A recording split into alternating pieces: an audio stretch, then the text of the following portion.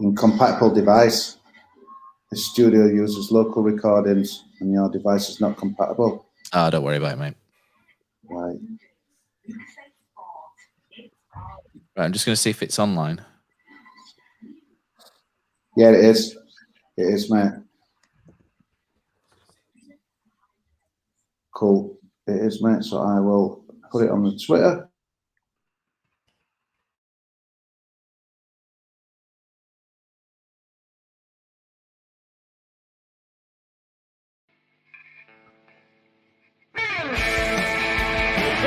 Jepson's there. Billy's goal. The most famous goal of Billy's life. Is this the moment for Lee Fowler? It is. Take your place in Division 2, Huddersfield Town. Thank you. Ruby and Steve Simonson's boots now. He's missed. Steve Simonson clears the frame of the goal and collapses in a heap of tears. Huddersfield Town are promoted. Mustafa Schindler has a chance to write his name in Huddersfield Town legend. And he takes that chance!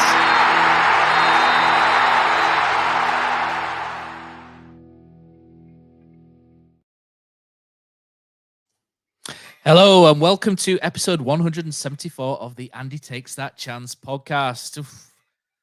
Have we all had time to calm down yet? Town, resplendent and pretty in pink, rolled into the Welsh capital and Panther-like pounced for 3 points. Town are now just a whisker away from championship safety. Here this week to discuss the latest with myself, Matt Shaw. Fresh from being on the prowl in Wales today is Richard Kosi Kosmala. On the sneak back onto the pod and back home after his foray into the land of the dragon as well is Josh Phillips. And finally, a podcast debut for a man who's kissed all the girls on TV that you grew up liking. He's a fountain of knowledge. It's actor and Town fan Chris Fountain. How are we doing, guys? Very good. Better than Chris. Chris did a London marathon this time last week. Chris, I bet you feel more knackered. I've never left that bed, I reckon. I finally recovered now. I've had a week of doing absolutely nothing. I've just been a complete sloth, watched all the football, eaten every takeaway known to man, and ready to get back to normal life next week. Chris, let's start with you, actually. We're going to say, what have you been up to lately? So you've obviously done the marathon, haven't you? So it's always good when we get somebody new on the podcast. It's always good to find out how they became a Town fan, you know, the favourite moments and what keeps you coming back for more, like us crazy idiots as well. How did it all start for you? Because it's family related, isn't it? Yeah, so my grandma and granddad used to have pubs. So they used to have, I think it used to be Wagon and Horses. It was then Ricky's Bar. Yeah. So topless barmaids, yeah. It's on now, isn't it? It's apparently it's been knocked down now, isn't it? It's a car park or something. But so both my uncles and like my mum, they grew up opposite Leeds Road pretty much. So as I think I was 4 when first game. My uncle Mark took me to the I don't know what it was called then. It wasn't John Smith's then, what it was McAlpine it was. And I remember one of the first memories I've got. We were sat in the direct golf stand, and we were sat like quite near the front. And Tom Cowan, I can't remember who we were playing or what the score was, but I remember being sat like it was like the first ever football match. And Tom Cowan's come flying in from like a slide tackle, and he hit the ball, and the ball came straight over to like where the hoardings were, and it like smashed one of it, and it was like the most exciting thing that had ever happened to me. And from that moment on, I was hooked. Tom Cowan's a great place to start, isn't it? He's. I went to the old ground and I stood in the cowshed, and I used to be able to watch the fullbacks marauding forward in the second half, coming down. I think Simon Charlton was the first left back, so it's always good to start, isn't it, with a good left back. I think Josh might have started with. Josh, who was the first left back you saw? Because you're a little bit younger, right? Would you have been? Jamie Vincent. See, all good left backs. So we've all had good. Kosi started, probably David Burke, someone like that. Kosi? Yeah, mate, that's right. Yeah, we've had a run of like really bad position, like left back, haven't we? You remember Robbie Williams? I do remember Robbie Williams, the Ponty Bull, Robbie Williams, Danny Adams, and Kevin we've had Sharp. a few, haven't we? Kevin. Oh, don't start me on Kevin Shaw. Absolutely, don't start me on Kevin Shaw. That's fair. But yeah, let's get going, and obviously as well, let's throw out to the sponsors as well. So this podcast is sponsored by Magic Rock Brewing. Use our code of AHTTC10 for 10% off at www.magicrockbrewing.com, and you can see that on the screen now because they've helped us out by purchasing StreamYard for us. So thanks again to Magic Rock. It's fantastic, and we can do this live again now. So we've got a couple of people in the comments as well. So we've got Adam in there, and look at this. We can, if you're watching on YouTube, we can roll it across. And Adam says his first fullback that he saw was Jack Hunt. Yeah, Jack was all right. That one. Yeah. Jack, yeah. Just after we almost sold him to Chesterfield, and he came in and absolutely ran ragged. It's Scalacci who got sent off for Arsenal, was it? And he absolutely ran them ragged, wasn't it? Yeah, that was a good day, was that? Right. So before we get going, I want to do a quick shout out as well for Claire Hill on behalf of her lovely husband Dan. Claire's a big Town fan, a big fan of the pod, and a cake baking legend. I think she needs to really make one for Neil Warnock and Ronnie Jepson as it stands at the minute. But a big hello to Claire, and thank you for your continued support of the podcast as well. All the best. And she runs a few marathons as well, Chris. She's an absolute workhorse, is Claire, absolute legend.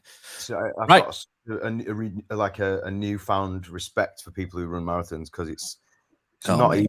It's not like the training was grim. Like getting myself up to run 4 times a week was not easy. Mate, I went to the gym on Monday for the first time for about 6 months, and I follow this plan from a personal. Yeah, exactly. Follow a plan from a personal trainer.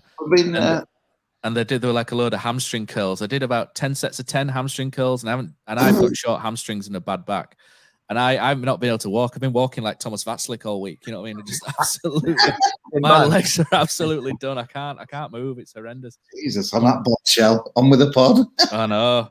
Right. So Warnock's rang a couple of changes, hasn't he? Lee Nichols and Jonathan Hogg have come into the side. I look at this and I just think Neil Warnock is an absolute. Hold on, Cos. Let's get fired in. I'll come to you first. But not to do with the game. I want to start before the game. This is football. 5:20 this morning, AM. I drive past a working men's club. There's 120 Town fans. At 5:20 AM, there's crates galore, there's shirts galore, there's blue and white scarves. There's only football can make you just do stuff like this, innit? I just couldn't believe it. They're waiting for the buses, and what a incredible support on that as well today. I think the supporters should get the first kind of, before we even dissect the game. 5:20 AM. 5:20 AM waiting for coaches and stuff like that as well. It was just, honestly, I just smiled and kind of shook my head. I'm thinking, well, hang on a minute, I'm just driving to get a lift for this same game. We're all mad around the bed, man. We'll come to the Town fans at the end as well, because the scenes at the end were really good as well, weren't they? And the noise when the goals we'll talk about as well. It's a really good following down to Cardiff, and it's not a short trip either as well for a midday. On a midday. It's for Josh. Yeah, I don't know, St Albans to Cardiff. Yeah, it's an hour, isn't it? Train from Paddington's pretty quick, to be fair. It's not bad. Okay. Right, let's talk the game. Let's talk about the game, shall we? So Warnock's rung a couple of changes. He's got Lee Nichols and Jonathan Hogg have come back into the side. I look at this, and I think there's two ways you can look at this, because I think on one hand, Thomas Vatslik's been a little bit hard done by, I would guess, because he's been pretty good lately, hasn't he? He's kind of found some form. He's never really looked 100% fit, has he? From the keeper we saw in the Champions League with Seville and Olympiacos later on. But he's done really well lately. So it was a really big call to throw Lee Nichols back in, who's not really played a competitive. Well, he hasn't played a competitive game, has he, for almost 5 months. Lee Nichols comes back in, but I suppose the other way to look at this as well is that Neil Warnock is such a good man manager, and he knows how people tick, how players tick. He's a very clever operator, and I would imagine that if you're a Huddersfield Town player and you look behind you and you see Lee Nichols in goal and Jonathan Hogg, I imagine that's such a boost, Chris. Just to see these two names stood there alongside you. Yeah, I reckon so. I mean, Lee Nichols he's been a bit of an enigma, really, hasn't he? Like, he came in, we had a bit of a bad run with keepers, and he just came in and just took the reins and just made us look like a different side, I thought, last year.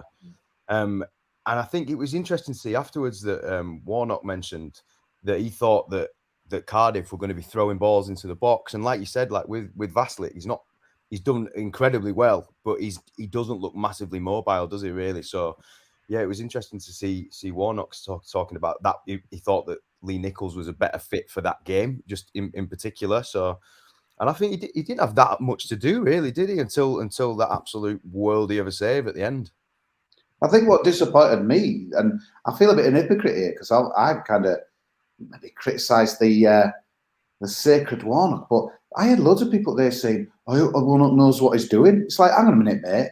We won't even have a chance of staying up if it was. Do they think it's just like a Sunday pub team or something like that? Oh, you're right, Lee. You know, bloody hellfire. The guy is being tested to hell. We've got Clement, brilliant goalkeeping coach, loads of good goalkeepers in there. You just think that it's just like Warnock's going to gamble the season on not being sure. I mean, I just thought it was a bit insulting, to be honest, for people to even doubt it. And really, it's and like you did, Chris, you explained obviously the height, and I think. Yeah. Whether you'd like to think that was the truth, but I think it probably, even if Cardiff had have been, shot stoppers or what have you and that as well, I think it'd have still probably picked him. But like you said, you picked your best team, and I must admit, I've been a Vashlik fan, but I don't think it were. I think it was a bit of a no-brainer, to be honest with you, and that as well. And it was when he's been out for that amount of time, it's just, and especially because we've been really settled at the back, like the change could, but it could like disrupt it a little bit. But when I think like you say, like. He's a leader, like he's one of our like leaders in the dressing room. So I think for us especially, I don't think it was going to be a massive change. Like, do you know what I mean? Everyone knows it. It's not like a new keeper. Everyone knows what he's like, how he speaks, like how he dominates. Like, yeah, Lee Nichols is massive, isn't he? He's been such a big figure for the last couple of years, and like you say, it wasn't a particularly busy game, but there's just so much pressure he takes off just through his communication as well. I watched it again late. It was on at 6:30 again, and I started watching it again, and you can hear the ball coming through, and I think it's Helliker who shapes to head the ball forward, and all of a sudden there's this huge shout behind him, and it's Lee Nichols, commanding, and there's just little things like that. And I think Vashlik talks pretty well as well, but you don't hear him from the stand like you do with Lee Nichols. And Lee Nichols, you just hear this massive voice, don't you? And he's such a good presence at the back, and I think we're very fortunate to have both him and Vashlik, for the running as well. And it was great to see, and Hoggy as well. Hoggy, I got told, today, Hoggy, he did really well. Yeah, and again, when you see Jonathan Hogg, you need your leaders on the pitch, and I know people kind of get a bit frustrated. I get frustrated sometimes with Hoggy, but you'd rather have him out there than not have him out there. We discussed against Sunderland that maybe not having Hogg in the team allowed us to be more enterprising on the ball, which it probably does. But, you can also argue that the goal we conceded at Sunderland doesn't happen if Hogg is on the field. So, there are little pros and cons to, picking Jonathan Hogg. But today, it's just his presence, I think, in such a big game where we really needed to win or really needed to get something. Otherwise, if we'd have lost the game, we'd have ended up in the bottom three. I think having someone like Jonathan Hogg, Josh, it is important, isn't it? I think you can say he brings things, he takes things away maybe, but when you've got a big game like that, you want Jonathan Hogg out there, ideally, don't you? Yeah, I thought he had a really good game today. I've said to you before, he's like a bit of a safety blanket. Like, even if he's not playing well, it's just, Hogg's, he's been there 10 years now, and he's played pretty much 89% of the games. So, yeah, it's good to have his presence in there. Going back to Nichols, I asked a couple of people, and they all said that they'd have stuck with Vashlik. But he's been I would have because he's been injured. He said to him about playing. You want to play a couple of games under me? Warnock said. So I think he's always intended to play him if he was fit. Yeah, I think that's a good point in it, Kosi. But we'll move into the first half here as well, because I think Town started really well. Dreadful. When I got back, I just fast forwarded 45 minutes right to half time, mate. I thought first 20 minutes, I thought we looked really good. Like we were moving it like super quick, like little triangles, pass and move. I thought we were like first 20 minutes we were really good. And then Danny Ward had the chance, didn't he? And Radoni had one blocked. I thought we started quite well. I think when you go away to Cardiff and in such a big game, I think you need to get the balance right, don't you, between attack and the attack and defense. I think you have to remain solid, especially when you go away for at least the first half. And I thought we did that. We gave very little away. And then we actually attacked quite well when we got into position to do so. Karoma again looking lively as well down the right-hand side this time. And I thought we started, and you could just see in that first half there was a game there, and a mate of mine sent me a message, and he went, sort of just to come to half time, sort of saying, we can win this. And it just felt like the more the first half went, And I know Cardiff had that little spell, didn't they, where they Philogene. If Cardiff City, do not for him is unbelievable. I was just going to say, if they don't sing Michael Jackson for Philogene, then there's something wrong with Cardiff City fans. Philogene's not my winger. Yeah, absolutely. Yeah, Shamon, Kosi, Shamon. Yeah, we just, I didn't think we would go for it from the start. I knew it would a bit different to Sunderland, where we kind of surprised them. I don't think they expected what we did, but I didn't think Warnock could show his hand, certainly in the first half. The one thing coming into the game, a point was no good whatsoever to Huddersfield Town. We might as well a lot and go for it than a point. A point was no good. 2 points are no good. Obviously, the wins, everything. So you knew at half time that, especially when obviously you've seen it, Josh, that Umbo was warming up at half time. So I think it was pretty clear would come on. I was surprised it wasn't for Ward, to be honest with you, because it was really weird when Ward carried on playing again, but he didn't. He just looked playing 75% right. But I think Warnock's been on record. He loves Danny Ward. Obviously, Cardiff fans love Danny Ward. They give him the right ovation when he went off. But yeah, so Ward's going to play at all costs, even if he's not 100%. Even a 75% Ward will probably get in over 100% Rhodes. But it was kind of interesting, really, that he would just. I didn't see us kind of breaking them down. And it's a funny one with Ward. I think for us at the minute, the position that we're in and the type of football we're having to play at the minute, I don't think I love Jordan Rhodes, but I just don't think he suits what we're trying to do at the minute. We're not trying to get the ball into the box, pass it around, get it on the 6-yard box for him to put it in. We're throwing balls down the pitch, and he's not got the pace to get at people. He doesn't really suit what he's about, I don't think. So I think with Ward, especially, even if he is 75%, he's still going to get in people's faces. He might not have that extra yard of pace, but he's still going to put pressure on people. I was surprised he brought Rhodes on instead of Waghorn when Ward went off. For the reason you just said, he didn't really fancy Rhodes, does he? He's not played him much. No, and he praised him. I thought Rhodes did well, but I thought it was interesting because to me there were 5 or 6 minutes added time. It was unbelievable that we got all that added time in the second half when they would know nothing happening. But yeah, 2 inches in the first half. There should have been 5. There were no other. Yeah, but what I thought was interesting was because I expected Warnock to go and Jepson to go absolutely nuts with the fourth official, and they didn't say anything, and they only put 2 up because I think they knew, with all of us, was let's get in there, let's kind of change it and have a little go. So I think they were quite content just to see the first half out because the more the game went on in the first half, I wouldn't felt on major tip, but I thought they were getting on top, if I'm being honest with you. And it was kind of, we know second half we're going to come out more and have a go, and obviously the change. Yeah, Diarra's, I was going to say, he had a weird game today, didn't he? Yeah. There was a couple of moments where, I think he's probably, if he ends up staying with us or whatever, I think he's going to be a magnificent player. You guys have mentioned on the pod as well, once he gets that final ball bit right and it just clicks for him and he matures a little bit, I think he's going to be an absolute superstar. But there were a couple of times today when, there was that one where he could have put Karoma through and Karoma kind of went mental with him because he put ball behind him.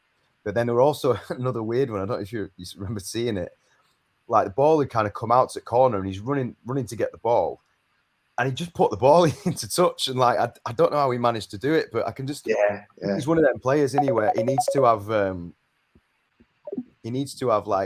a little run. He needs to beat a couple of players, and then it gets his head going. And then he's got the confidence. I think once he gets that confidence, he just starts going at people.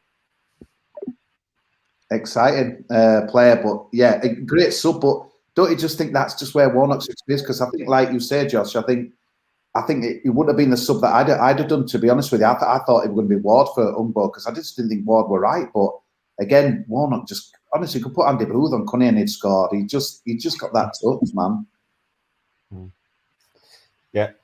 He does love Ward, doesn't he? Play him at all costs. Yeah, they were chanting Danny Ward with Cardiff fans, and so were we. We're kind of a bit What's this head touch thing that they do in Cardiff? Yeah, they did that on TV. You guys were at the game, so you won't have noticed, but there's this, they did. Cardiff thing. Sam Aman were there. That was it, yeah. When he was owner and stuff, I don't know. Yeah, they were singing his name and he did that, didn't he? Back to them to sort of acknowledge them, didn't he? Yeah, which was it. But yeah, let's go into the second half, because the second half really is where Town have really shown, haven't they, recently, where they come out in the second half. They kind of not cagey, but they sort of stay in the game, don't they, first half. And then in the second half, they come out and there's a spell usually around the hour mark where Town sort of really hit the straps and, go all out. And it's happened here. Josh Hungbo, a player that you wanted to talk about, came on at half-time, didn't he, for Diarra? And he's a player which has probably been underutilized, you would say, over the last couple of months, considering the impact he had against Birmingham. We probably expect, obviously, you can't question Neil Warnock, from the last 8-9 games, can you? Absolutely not. But I think after Birmingham, you would have probably expected to see a little bit more of Joseph Hungbo, and he's brought him on at half-time. And at the minute, whatever Neil Warnock does, it just works, doesn't it? It just works perfectly. And, he's brought Hungbo on. There's Romain Sawyers has dropped the ball short. The centre-back really should be dealing with that a little bit better as well, but he's kind of surprised he didn't come out. He kind of went to go for the ball, didn't he? And then sat back backed off. Yeah, he almost stood on the keeper's toes, didn't he? And then Hungbo just shifts it. This just a little thing, just shifted it to one side. He's got a good left foot when he bangs one, doesn't he? That one, he absolutely leveled that. Yeah, I've got some news on the Ayatollah. So, this was originally performed by the singer and fans of a Welsh language punk group called Youth Ant. It was first performed by Cardiff City fans at Lincoln in 1990, the day after Youth Ant had played a gig at Cardiff's Chapter Arts Centre. Youth Ant's singer had been inspired by footage of attendance of the funeral of Ayatollah Khamenei, which was broadcast live on British TV, doing the movement to express their grief at his death. A lad called Phil Stead, aka Eric the Red from Cardiff, started years ago. How random! Eric the Red, isn't that a Viking? Eric the Red. How random! Yeah. Yeah. No, fair enough. You've got to have your own little things, haven't you? But no, interesting that Kosi with the tidbits on the pot. Yeah, got no hair, but we don't care. Richard Kosmala. But yeah, interesting. But just going back to Hungbo as well, Josh, he was one that you wanted to, sort of talk about. And when he's on form like that, he's coming in from the right. He's such a dangerous. He's such a powerful player. Yeah, it's like you said. When that Birmingham game, you thought he's going to be maybe our shining light to get us out of trouble, and that's ended up being pretty much Koroma, hasn't it? To be fair, so he's had to be a bit patient on the sidelines. But he came on today, and he basically played up front, didn't he, with Ward? And I thought he they couldn't handle him really. His pace. He's strong, and as we saw, he's got a great left foot on him. And at the end, he sort of like collapsed to the floor because he'd given absolutely everything in his spell on and off the ball.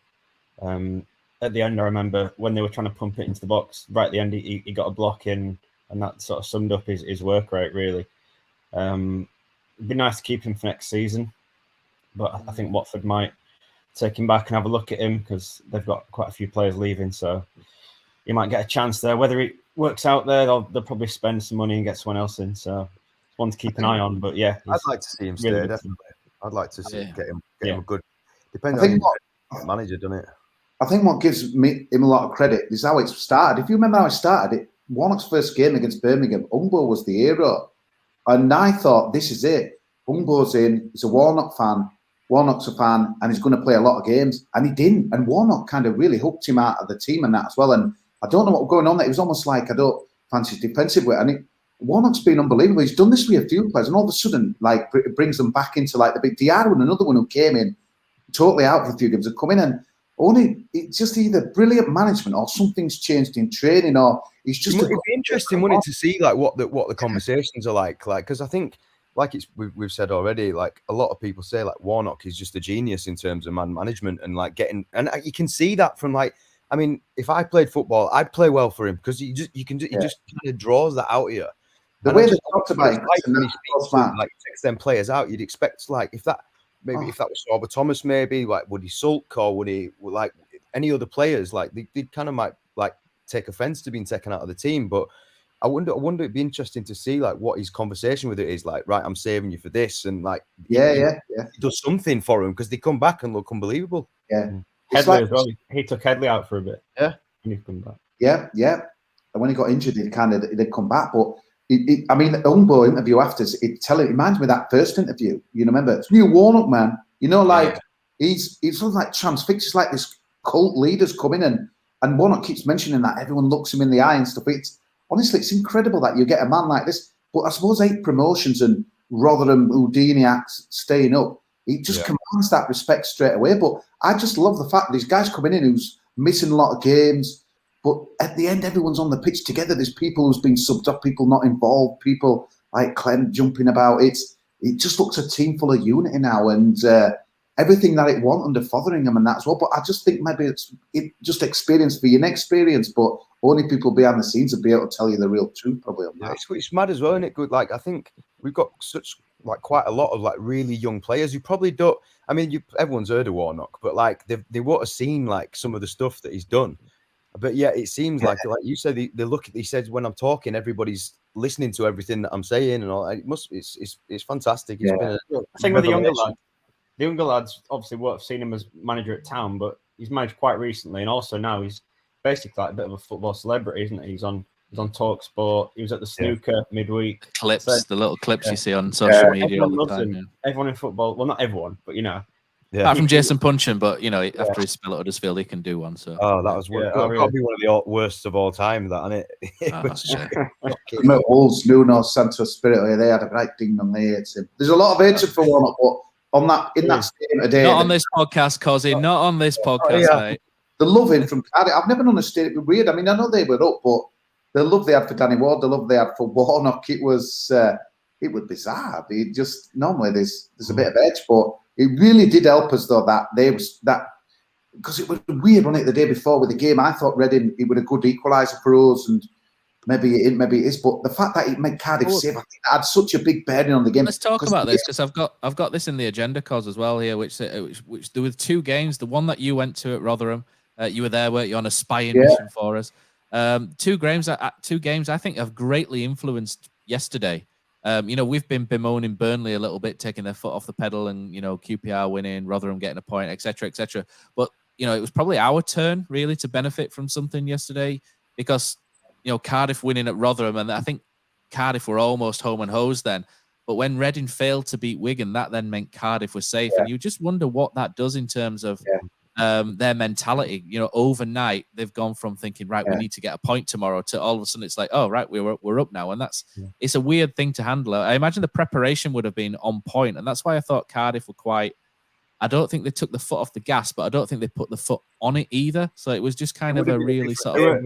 If they'd needed to beat us to stay up, absolutely, and we should have. We went 2-0 up. Matty Pearson again. We've got our, as Kosi calls it, our internal communications group, which is essentially WhatsApp. And Pozza put about a month ago, who's bottled it this tonight on the podcast because his wife wants him to do some bits and bats. So we'll just get that out there while he's there.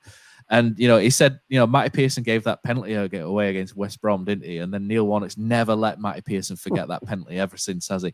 And then Pozza put in the pod, he went, I bet he scores 6 goals in the last 7 games to keep us up, and that Neil Warnock will never let him forget that penalty. And he's absolutely been banging them in ever since, Matty Pearson, and that's probably going to get taken off him because it hits Jack Simpson and goes in.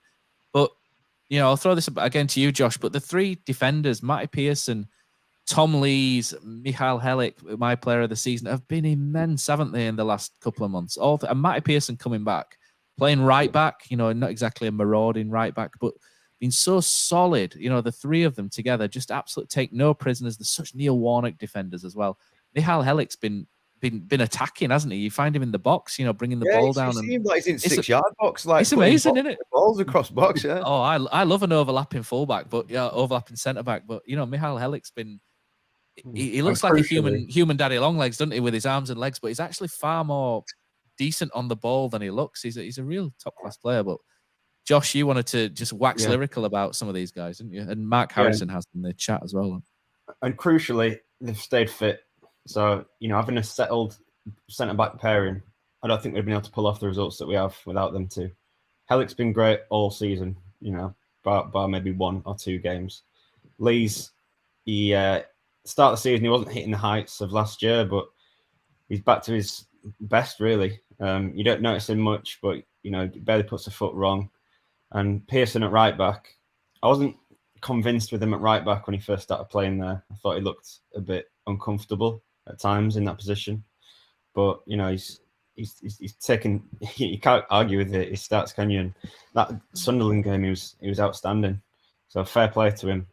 And then left back, Ruffles, and still not convinced, but getting away with him.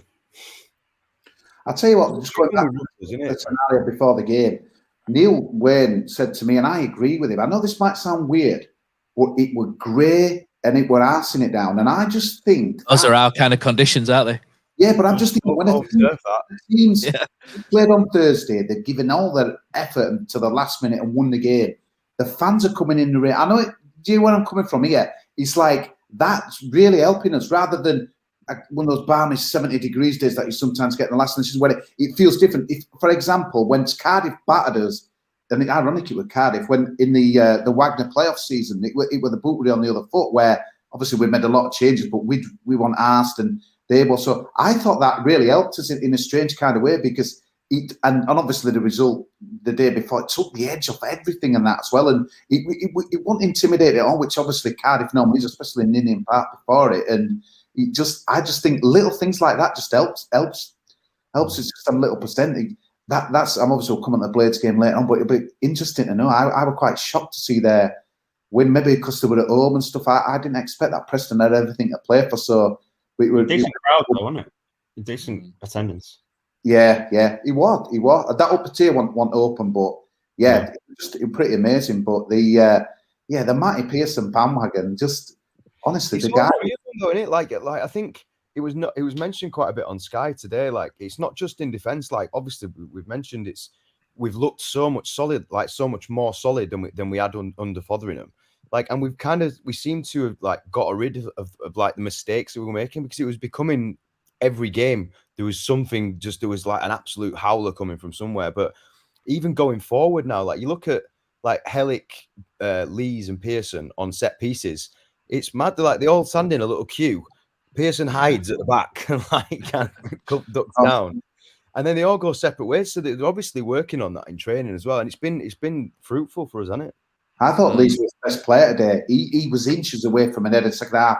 Just like he didn't connect. He's been quietly class for a couple of months now as Tom Lees. He goes under the radar a bit. The one thing you notice now, especially now, we put so many players forward now. We've got this license to come forward. So we've got caught out Sunderland, but today there were a couple of occasions where they had a dangerous break, and Lees made two sensational tackles when they were going to get a 2-on-1.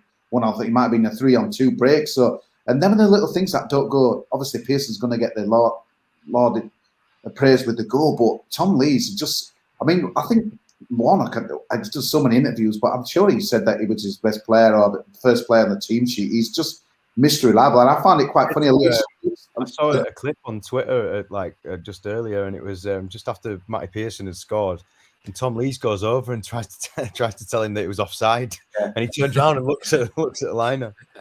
I'll tell you another thing as well. I don't know if you've noticed how many times when we scored with Matty Pearson talking to Warnock having a drink.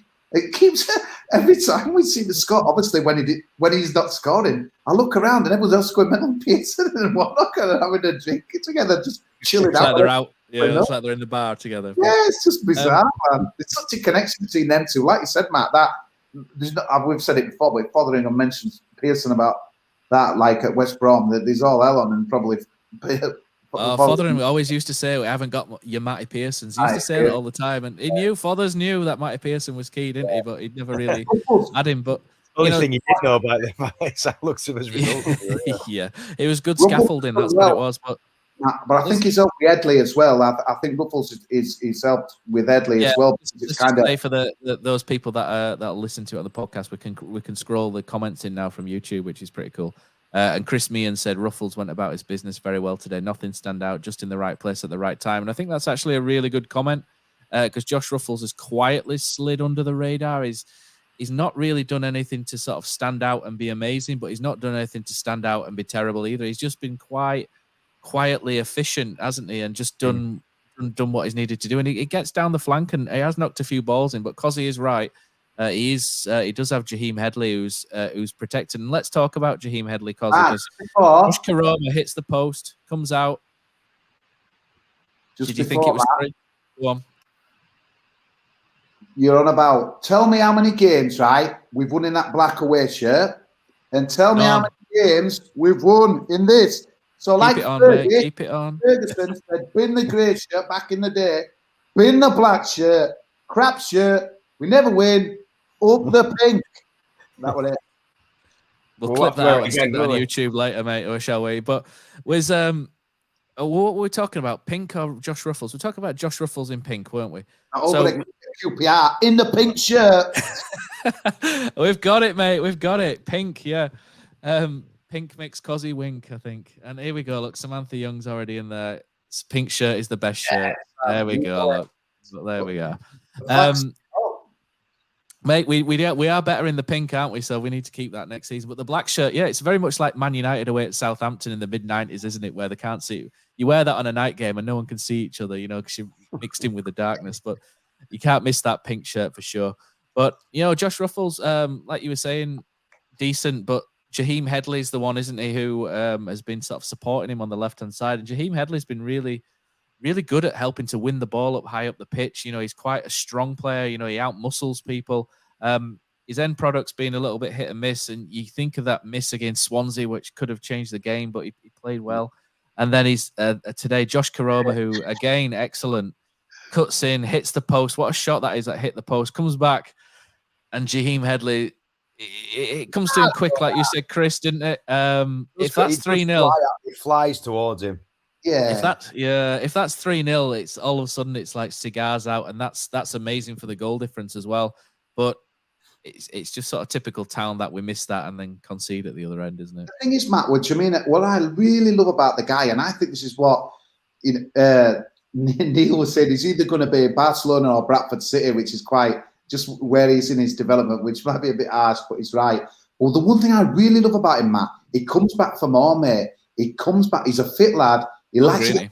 But when he makes mistakes or else, he still puts forward. He's still giving it everything. And I love to see that, mate. He don't go into hiding. And it's amazing. It's kind of a breakthrough time for him. And that's all. I love his attitude, mate. I absolutely love it. And he's just coming back for more and getting forward. He forgets about what, maybe not he's done. He looks like he's just enjoying life. Just like, what am I doing here? Like under Neil Warnock in a big game. A lot of them were like that today. Like a lot of players like proper chasing after stuff. Like I've noticed Rodoni just before we scored the first goal. Like we're not giving up on things, which I just love to see, because there's so many times this season they look like they've given up, and now you've mentioned on the podcast before about Koroma, about when he weren't doing well, he was just doing the same thing every time, cutting in. But now there we go. We've still got the conch. Yeah, so. He was trying everything, outside, inside, straight at him. Like he was just like going after it all game. How good has Rodoni been off the ball as well? His pressing. Rodoni's been excellent, hasn't he? I think he quite rightly took some, not stick, but I think there were questions raised whether he was ready to start for Huddersfield Town, probably posed by me, being an idiot as usual. And there were certain things that it was probably early doors. There were things that I think, to be honest, when he was brought in, he was probably ideally second choice behind Tino Angerin, which we all know how that's gone. And then he's probably found himself playing a lot more. But I'll tell you what, though, he's come through a rough spell and he's so good at the minute. He really has earned his place in the team. He's playing really well. And this season will do him so much good for next season as well. And I think Jack Rodoni is the kind of player that will keep continually improving, and we'll see an even better player next year. Obviously, whoever the head coach is next year will have an impact on that. But I can't say enough about Jack Rodoni at the minute. He's really turned it around for me, and he's been superb. I feel like at the start of the season, he looked like he had the weight of the world on his shoulders a bit, and now he looks since he scored, do you reckon? Yeah, maybe. I think he was playing well before he scored. He was doing too. He was trying to do too much. I always thought Jack Rodoni, and Warnock, I think, has just simplified everything. Yeah, he looks now like he thinks he's a championship player. It looks like he feels like he belongs at this level and he can perform. And you got to say Warnock's probably instilled that into him. Yeah. I think it was just like, for me, like earlier on in the season, I just, like you said, I don't know if I thought he was. I admired his effort towards everything and his endeavor, but like, just you'd see him try a shot or a pass, and it was just like I was like, is he good enough? But like, you only get that experience through playing, and he's played like nearly a full season in Championship now. He's been ever present, really, hasn't he? If you think about it, he barely missed a minute. He's very durable for an But like now, he's got his goals. He's pressing well. Like I think he'd be one of the first players on team sheet for me. Definitely. It's all that robustness training that Fotheringham did, Josh, if you remember Mark Fotheringham's robustness training that he used to do once a day.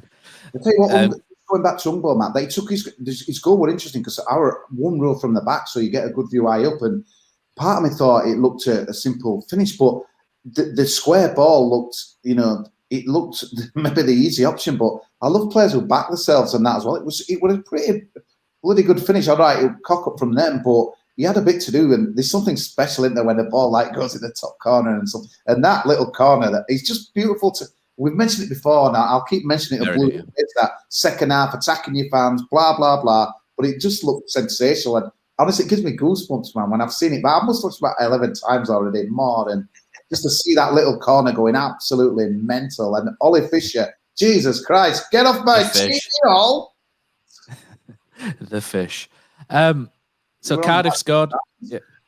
Yeah, Cardiff pulled one back, didn't they? It just wouldn't be a Huddersfield Town game, would it? We can't do things comfortably. It's just not our way, is it? And we know 2-0 up, should be 3-0 up, and then all of a sudden there's a momentary switch off. It's not really a bad error or anything. It's actually a really good finish from their guy. Lovely back here, wasn't it? Cheeky. Yeah, to be fair, it's a good finish. Nichols have saved it if he was 100%.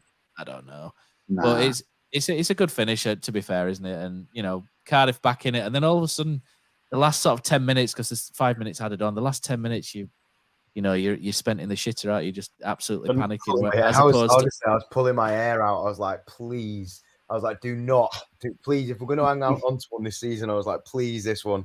I just didn't think I wouldn't be able to manage it if we'd lost that. If we'd have drawn. The mood in the stadium changed so much from on that goal. Before it, like Kosi said, it felt like Cardiff. They were good, just their fans. They were off, weren't they? Half of them are gone. Yeah, they were all leaving, and it felt like the team, the Cardiff team, they weren't really up for it.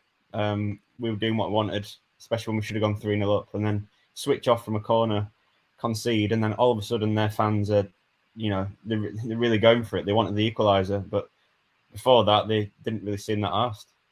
I'd tell you what, sorry, Matt, quoting Neil's dad. Neil's dad sent him a text, said, "We need a third," and he meant it and all. Sometimes you get banter in parents and that. He meant it, and I looked at him as if we need a third. We're like, oh, we should have been 3 up there. And then when it was 2, we're like, your dad's right here, Neil. never question the wisdom of age, mate. You know what I mean? They've watched Town a lot longer than us. They know how it goes. It's like when we went 4-1 up against Borough. I thought we need a 5th. Exactly, yeah. We need 10 here. Here's one that's come through. Just backing on Adam Kershaw says Helic or Redoni for Player of the Year. Mark Harrison says Helic. For me, it's I know Redoni's played well lately, but it's been Helic all season, and I think Tom Leesy's second, and then maybe Redoni third. Redoni's definitely Corona's got to have a shout, I think. I know.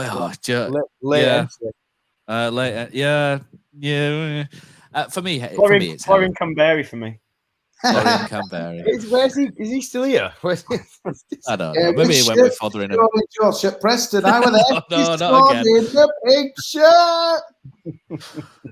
Read it on Thursday night. Coming for charity or something. Come on, utility. They need the money. Get it on, man. Up the pink. Oh dear. Right, so I think the last bit really is the Town fans. We'll roll it back to the Town fans. To me, they came across really well on TV. I wasn't in Cardiff, but, I've seen it on TV. They came across really, really well.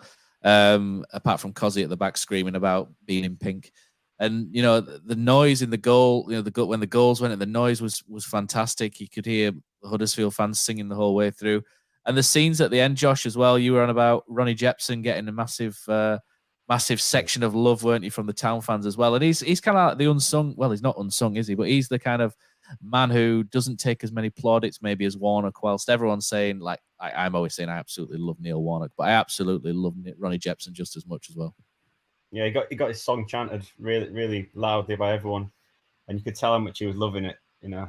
He was giving it large, and I think it was a really nice moment for him.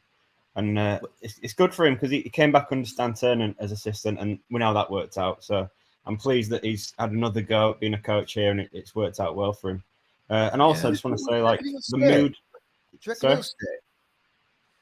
Depends who the head coach is, doesn't it? Yeah, it's a nice thought, isn't it? But yeah, and also like the general mood of the players and the management staff was, they didn't seem like, obviously it's not done, so that's sort of how it came across. Like they were celebrating it, but they weren't celebrating it as if like we're safe. It was like, yes, but there was sort of an air of we know that the job's not done yet, and obviously we're very aware of that. I noticed that, Josh, because the crowd were going woo, so they wanted to see that thing, and I thought, don't do it. The Umbo were chanting when they were singing. I think he got a bit carried away, to be fair, but it must be his fault. But we are staying up. He was dancing to it. I thought, mate, this, because I'm sorry about the Grim Reaper and that, but it just seems to me astonishing, right? That it feels like we're almost there, and we are, but honestly, it's not beyond the realms of possibility. Sheffield United win on Thursday night, and Reading, who must think they're absolutely finished, has got a free hit at Huddersfield on Sunday. But that's what Joby McAnuff said after the game. They were asking him, like, what's this going to do in terms of Reading's mentality? And he went, well, if we don't get points at Sheffield United, they've got everything to play for against us. So that'll be if we don't get anything from that game, it's going to pick them up, I think. But how nice would it be if we went over and turned over Sheffield United 2-0? There's also a situation in which us and Reading could stay up, isn't there? If we get a point against Sheffield United and then Reading beat us, and Rotherham lose their 2 games, they're down, aren't they? Yeah. Have Rotherham got 2 games, have they? Yeah, tomorrow against Middlesbrough. But okay. I'm hearing rumours Middlesbrough will be rotating and playing a mixture of youth and B team players as well as some fringe players, which is their prerogative. But it seems to have happened a couple of times to Rotherham on this run. So some of us get lucky, some of us. We've done it, haven't we? We've done it. Yeah, a couple of years ago. They lost 2 of their best players, so we can't moan. But I think the thing is, it's a much. Neil Warnock is just like, if it were another manager in charge, it would be a young experienced coach who hadn't been to this depth. I think I'm not worried, but I'd be like, oh God, will the week get to him? But every time Warnock gets interviewed, I know obviously he's 70 odd and he's seen it all before, but he just is like calm, innit? He's just the calming influence. Doesn't he? It's just like just not unflappable. No, we just need to keep. So if it were anyone else in charge with Neil Warnock, I might be thinking, oh my God, this week, but this could look bad next Monday if we ballsed it up. But honestly, this man could come into my flat and say it's going to be 100 degrees tomorrow, and I'd put me shorts and get me sun cream out, mate. I would. Don't you feel like you want to do it for him as well? Like, I want to stay up for him as well as the club. Yeah. Imagine what the players feel like on that, though. It would be one of the best things, one of the hardest tasks of his career.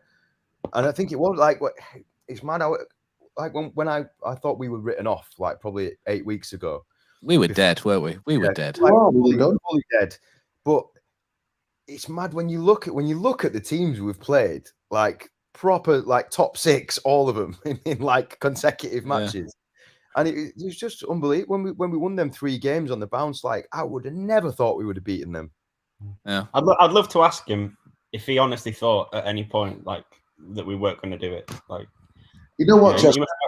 He'd always say if he felt we would though, wouldn't he? I don't think he'd ever say. If you asked him in private, off the record, I think he might tell you. He might say, "Oh, I thought."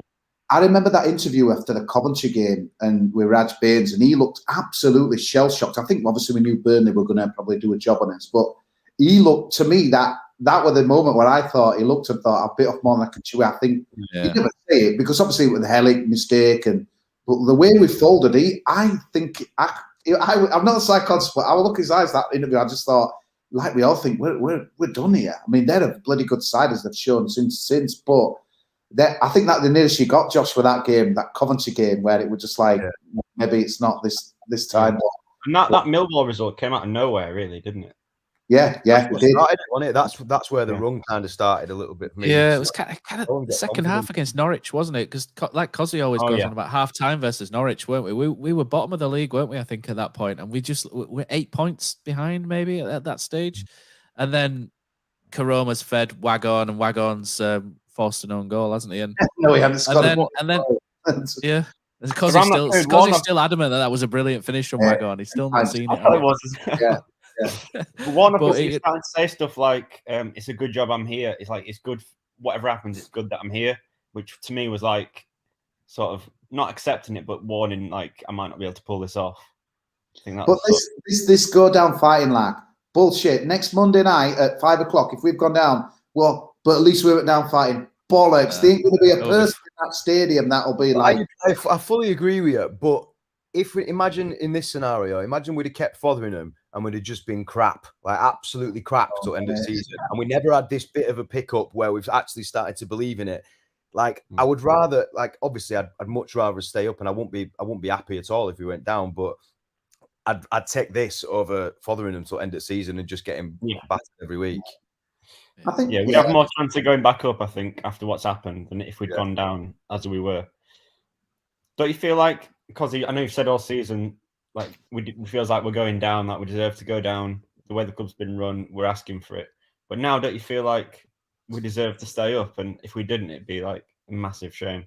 It will be. I think we've got to that point now where if we don't do it by next Monday, I think, it'll feel like a failure. I mean, again, it was quite interesting when it cut into the stands, seeing Dean there with Lee Bromby and that as well. Two obviously massively under fire figures this season at Huddersfield Town for various reasons. And everything just felt kind of like, you know what, it's just such a shame that Reading did what they did yesterday, because that would have just been a perfect ending, wouldn't it? It's kind of doing it at Cardiff and big away following on TV. But no, I'm with you, Josh. I think it's just got to that stage now. Well, if we don't do it, but Sheffield United, that's what I know.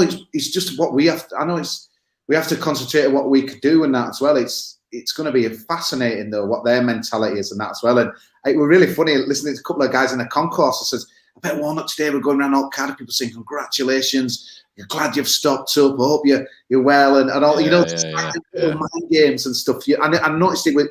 I don't think whether he means it or not, but he was saying today, Paul's done a great job, and I'm pleased with it. It's just little things, smart things, isn't it? It's the master. It's the master. I'm telling you, it's the master. It's really. It's just been. It just has everyone, doesn't it? Just little puppet master, Neil Warnock, isn't it? Just everyone, just like on strings like this. It just knows what threads to pull. It should be full on Thursday. It should be. It should be full. It should be. It's behind the red button. It's shit. You don't get any replays or out. So anyone thinking, watching it red button, shit. You get no replays. Garbage. Get to the stadium, man. I'm surprised they've done £10 tickets for the last couple of games, like they did last season. When they were trying to get. I don't think it should have to really at this point. I think like it should, like you said, Kosi. I think it should be full. I'm gonna try and get. I won't get up for Sheffield, but I'm gonna try and come up for a Reading game. Yeah, I'll be at both. Yeah, it's gonna be.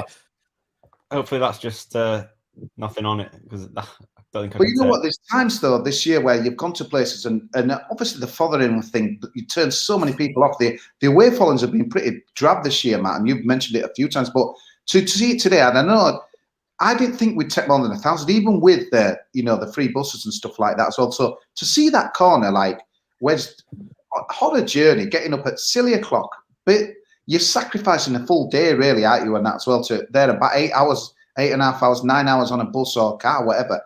It just reminds you of that Huddersfield Town at about. It just makes me really proud, to see. There's people today watch that from kind of where no Huddersfield. They'll look like, wow, that's amazing. Look at them fans going mental. It means something to them and that as well. And it's just like the commentator were brilliant. One of you, I can't remember who it was, but he said this club just refuses to accept it. Daniel Mann, isn't it? Daniel Mann's brilliant. He's the best one. I think he's the best one, Daniel Mann. I think he said something like, Yorkshire voices are piercing the air of South Wales. I was like, yes, it is. He's class. He named our podcast, did Daniel Mann, didn't he? With he kept mentioning, and the crowd are going nuts and this and that and the other, because they appreciate what an effort is to come from Cardiff. And even on them fans, which I know there's everywhere, the away days groups on Facebook and Twitter, and you always get look at the state of that following. And I know they were a Leeds fan even put today. I'm not a fan of Huddersfield Town, but respect, great following. It was just a great day for Huddersfield Town. I really enjoyed. I went to Watford away, and they want a great deal of us. But I mean, I'm still not over the fact that they don't serve beer in the away stand. It's outrageous. It's outrageous. But like that was obviously a great win for us. But we were loud that day as well. Yeah, I was sat in I got hospitality day for free for that, so I was like watching the Town fans, and they were great that day. And you never invited any of us, Josh. That's absolutely, I know we're kind of stealing there. They were serving beer in there. I know we're stealing a preview pod content here, but How do you think we'll approach it on Thursday night? Is it going to be similar to cagey stuff? Is it going to be a Peterborough job? A Barnsley job when we keep all the ball for 10 minutes and nobody moves to shit out? We can't keep the ball. We can't play that game. It'll be banging into the corners and trying. I think we've got to go at them straight away. I think we have to. Yeah. You've got to play to win. Yeah. You play to draw, you end up losing. They're fasting. Do you think a lot's going to depend on their mentality more than us, or do you think you should cut that out? It's about us. Well, yeah, both out there because they're a good side. Yeah, there's no getting away from it. And they pasted Preston 4-1, didn't they, yesterday? So they're not on the beach, are they? They're still going. More's the pity. But hopefully they decide to go out on the piss all week and just like phone it in on Thursday. That'll do me fine. You know what I mean? So absolutely no qualms if they want to do that. What's their relationship like with Warnock? Because it's I don't think it's not as good as what I thought it was, to be honest. No, it's not. Sheffield United fans' relationship with Warnock, Kosi. I think Chris Wilder might have had something to do with it. I think that might be a part of the. I think some of them, but I think some of them felt they outstayed his welcome. But it's Sheffield people are, they're moaning about Darren Moyes. Give him 96 points. He's being bloody unlucky. Oh mate, the 93. Honestly, if Sheffield Wednesday don't go up, it'll be an absolute travesty, won't it? With it, it's the most points to never get automatic promotion, isn't it? 93 or something. They're on 93, aren't they? But they could get 96. It's absolutely mental. Honestly, the quality of the league next year with Ipswich coming up, Plymouth coming up, maybe Sheffield Wednesday, and then you're expecting to come down. Forest, fingers crossed. Leeds, fingers crossed, and Southampton. It's not going to be a shit league next year. Good, like when that game against Arsenal the other day, Southampton are pretty decent side. I just think, like going back towards people, you'll have had it. Everyone's had it. What has he done? What has Warnock done to mastermind this? The one thing that I've kind of settled on today after seeing this again is. People are getting forward. We're getting forward in more numbers. We don't come forward a lot, but we get forward in more numbers. And it seems to create this culture that I go for it and I won't have a go at you if you don't happen. So someone like Edley and other players are gambling more. Brudonia, where maybe I could be totally wrong here, but for them was like, there's a bit of a fear factor there and that as well. And I know we're winning, it breeds confidence, but there just seems to be gamble. Josh Crome, another one, just back yourself. Your strength, use your strengths, mate. Father might we're watching this thinking, hang on a minute, I told the lads to do this. It's exactly the same, but it's just how it feels. We seem to come forward a lot of numbers, I think, now. Yeah. Kosi, listen. Anyway. Let's move on to other news. So recently in I think it was the Belgian press, we've been linked with Gauthier Ganaye, who he seems to be doing a bit of a dual job at both sort of Ostend and AS Nancy. And he's managed to get them both relegated in the same season. I'm not sure if that's a record. He oversaw a relegation, I think, from the Championship at Barnsley, but he's rebuilt them. He rebuilt them in League One quite quickly, and they came straight back up. He's been linked with leaving to come to Huddersfield Town as sort of a CEO. I'm not entirely convinced by this one at all, if I'm honest. I know there's probably some Barnsley fans will tell you that it was quite decent there, but the two relegations, since he's left Barnsley, don't really fill me with a great hope. And I prefer the old director of football route. I'm still sticking to the go get Chris Markham from Bolton thing. I'm not interested in. Are we actually doing that? Because I know you. I know you mentioned it in the pod, but is there any substance to that? Are we gonna have a look at him? I don't know. The thing is, I think they're just waiting for this is the other reason why I don't really believe the stories. They seem to be waiting for the takeover's got to go through first before they can realistically approach people. What happens if it falls through? Do you know what I mean? I'm sure they've sounded out maybe one or two people for different roles, but I would imagine that if anybody's in work, then they can't really do anything until the takeover goes through, and hopefully that's sooner rather than later. I think Dave Baldwin flew out not so long since to try and finalise a few things from things that were posted online. So, maybe we'll hear something. Maybe if we go safe on Thursday, maybe Kev will come over on Monday for Reading and do a lap of honour around the pitch. Who knows? Who knows? It'd be good to see. I think that's the thing, Matt, for me. It's PI, intriguing if we can just stay up, because it's not like a normal other season. When have we ever finished the season without a manager, without a kind of new owner? There's obviously director of football. Who knows what's going to happen next? I do think it's exciting times, and it doesn't take much in this division to go, as we've known ourselves, to go from just scraping up, looking nothing, to all of a sudden challenging that a go. The season card prices, we didn't really nail that on the last pod. Obviously, the one before you probably mentioned it, but I was stunned. I thought it was going to be £100 more. So the fact, again, everyone hopefully should be on board. The people maybe who fell out of love with it a bit, will be back on board. Honestly, I think it could be exciting in times ahead. Just hope we can just get this extra point because, again, I think everyone loves Kevin Nagel's tweets at the moment. And Nagelmania is running wild, isn't it? What is one today, Matt? I think it was something weird on it. Like, it's not weird. It's not weird. Let's. He started using lads, hasn't he? And it seems to have tickled a couple of people. That memory with that wine glass. It's just I love it. Keep seeing. It's a good picture though, doesn't it? If you don't take over now, it's going to be the 2 months of fun. You have to love how Town played in Cardiff today. Controlling your own destiny. Congrats, Neil, lads, fans. That's going to be a T-shirt in club shop, innit? Neil, lads, fans. He's becoming a bit of a cult hero already without even doing anything, isn't he, Kevin Nagel? It's quite funny. I think everyone quite likes his demeanour, don't they? It's the tash. It's all about the tash. You can't not like a man with a decent tash, and that's what it's all about, isn't it? It's going to be it's just it comes across very likable, and there's a podcast interview he does with somebody, and he's like he goes on about how he used to wrestle in something, and then brilliant.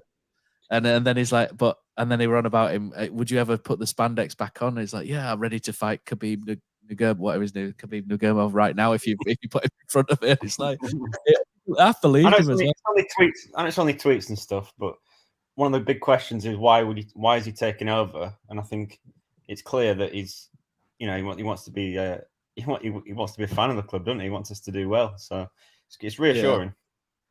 Yeah, I think all that when it happens, I think there's probably a lot of questions. I think Town fans are just enjoying the Warnock hysteria for now, aren't they? They're drunk on Neil Warnock, so I don't think Kevin Nagel's probably at the front of their minds really. I think once the season finishes, I think that'll be it, and we'll be like, right, once it's complete, let's have let's know what you're about, Kev. What are your intentions for our football club? That sort of that fatherly that father daughter kind of sort of talk we'll have with it.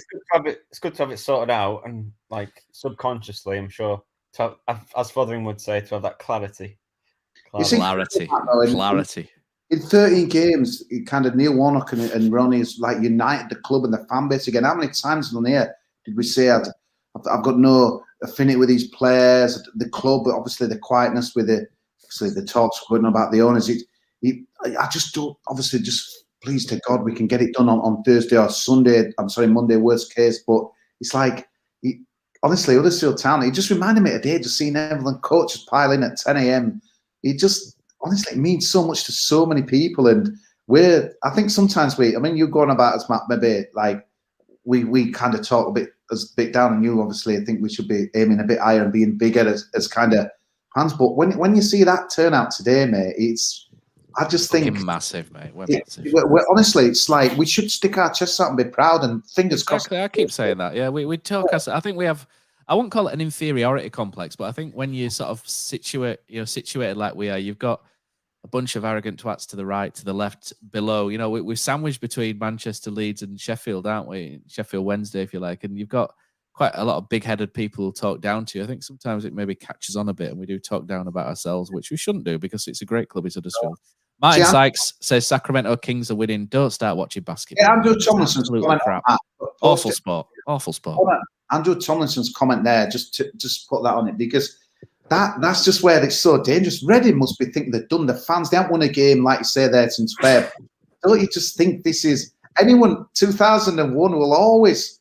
I've been called negative on other groups that I'm in, and that's well because I can't believe it since, but 2001 will forever haunt me, I think. Mate, I hate comment. Andrew's sort of quite rightly going, Reading haven't won since February. Yeah, it's something like February 25th, isn't it? The last time Reading won. I hate that because that means they're due a win. That's what makes me. Andy Carroll off bench. You can see it now, can't you? Like Pete Carroll. We struggle with Andy Carroll. Also, the fact it's Reading as well, and we know what happened. 2017, they always don't they for 2017. It's. Do you know what? If we get a point in midweek, and they beat us, and they stay up, I'll be like, yeah, all right, fair enough. They've sold out their end, Reading, haven't they already? They've sold out their end. Whether they'll all turn up. I think they did that before the result against Wigan, though. So whether they all turn up, I don't know. It depends, doesn't it, what happens Thursday? I think the thing is, Matt, is the difference is, and like, again, I think McAnuff mentioned it, it's like, and so did Jamie Mackey, Huddersfield are playing well. They're playing a lot. I know we do an habit of just doing stuff that just makes no sense, but there's a lot of confidence. The lads can't wait for the next game. I thought we'd win today, and I think Thursday will be fascinating. I just think it's a free hit for us again. And the goal difference, though, is a funny one, isn't it? Because obviously we don't want to lose on Thursday, but what could we end up with level goal difference and stuff with Reading and that as well? Is that yeah? Possible? Well, that's what we're on about. If we'd have gone 3-0 up against Cardiff, we'd have had 3 goals on Reading. So if we'd have had to lose against Sheffield United, and that, say we lose by 1 against Sheffield United, we'd still have 2 goals on Reading going into the game. So if they could beat us 1-0, and it'd be all right. But as it stands now, it's flipped, because if we lose to Sheffield United, our goal difference is probably back to where it was. So that means that if Reading beat us, they will go above us on goal. Just got some breaking news on my Twitter. Kevin Nagle's pulled out of talks for Huddersfield due to Samantha Young abusing his moustache. Unbelievable comment. That's an unbelievable comment, Sam. So, Sam, look what you've done now, man. Respect the touch. Because Kev might walk away. You can never not trust a man with a moustache. Don't look too far back in history for that, by the way. What's Romney Critchlow doing by there? Romney, if you're watching, mate, what are you doing, mate? Kossi's going wild, isn't he? What are you doing, man? The wild man of the podcast. Right, I think that's all we've really got for this week, unless we've got any other business, unless Kosi wants to have another go at someone else on loan at Bradford City or anything like that. Matty, do you want to have a go at Matty Daly or anything? He's wherever he's at, Harrogate, wherever he is. It's going Danny Grant. Just in the really. Again, Keane Harrott on the pitch. Everyone on the pitch is a group just towards that away, and there's people there that's not getting in the team. Everyone just is. It's beautiful, isn't it, when your club and everyone's on the same page, and fans, players. It's man, when it clicks, as we know, like when it's promotion. So when it's the opposite, like we've seen this season, it's just a beautiful thing, man, and that as well. And we must be the only club, apart from Vachlik and Humble probably now, but that the worst January. We've had a weaker January, made us weaker, but honestly, Warnock can't even have a transfer window. If we stay up, man, it will be absolutely sensational. That table we're doing rounds. What were 12 games to go? We were 8 behind? Were it? 8 points at 1 point. Yeah. Yeah. Wow. We've turned it round. It's the Neil Warnock effect, isn't it? So I think we'll call it there for this week. We've gone over the hour, haven't we? Josh, thanks for coming on. Good trip today. Kosi, the wild man of the podcast, as always. Chris, thanks for coming on. It's been great to have you on. We'll definitely have you back if you'll come back. And what we'll do is we'll roll into the credits and we'll call an end to it.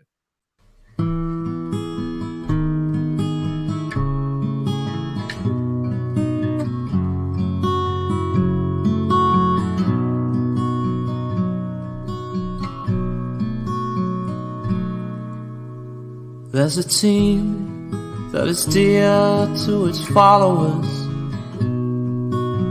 The colours are bright blue and white. They're a team of renown, and they're the pride of the town. And the game of football is their delight. And all the while upon the field of play, thousands loudly cheer them on the way. Often you can hear them say, who can beat the town today? And then the bells will ring so merrily, every goal shall be a memory. So town, play up and bring that cup back to Huddersfield. So town, play up and bring the cup back to Huddersfield.